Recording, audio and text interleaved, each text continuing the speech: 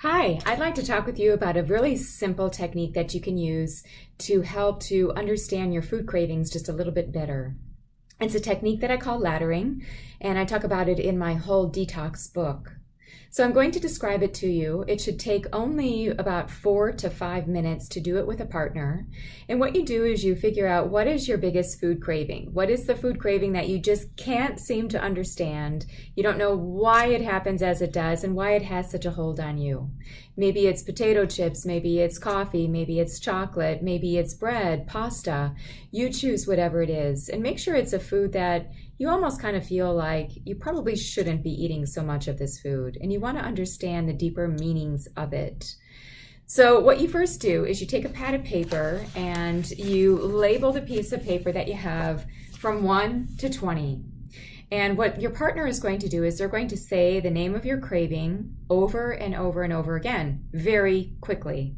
So it should go relatively fast. The actual activity itself should really only take about, I would say, about a minute to 2 minutes. So your partner might say the word, so let's just imagine that the word is chocolate, and that is your craving. So the word chocolate, every time you hear it, you're going to say the first thing that comes to your mind. And you're going to do it quickly without any type of filtering. So it might be an initial word like tasty, yummy, chocolatey, dark, rich, cocoa.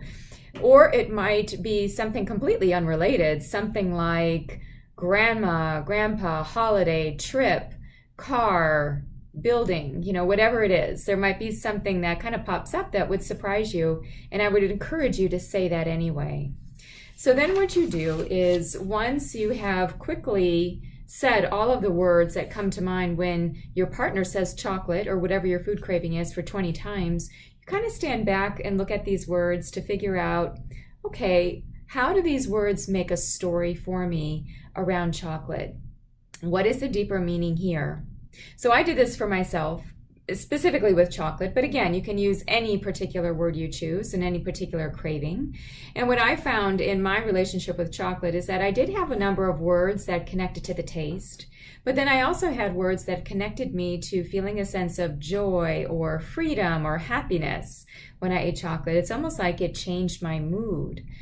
And I also have some connections with my family to chocolate. So having chocolate around the holidays and experiencing that with my grandparents.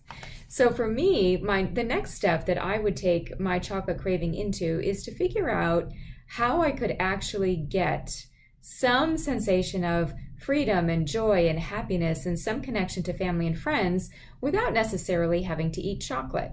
So that might be something as simple as calling a friend, getting out and taking a walk, something that gives me joy. Maybe it's going to see a movie or just taking a breather and just relaxing, something that I would enjoy doing rather than dipping myself into the indulgence of eating lots of chocolate in order to get that feeling. So again, this is called the laddering technique. It's a wonderful short technique that gives you some inside view into the deeper meaning and story of your food cravings.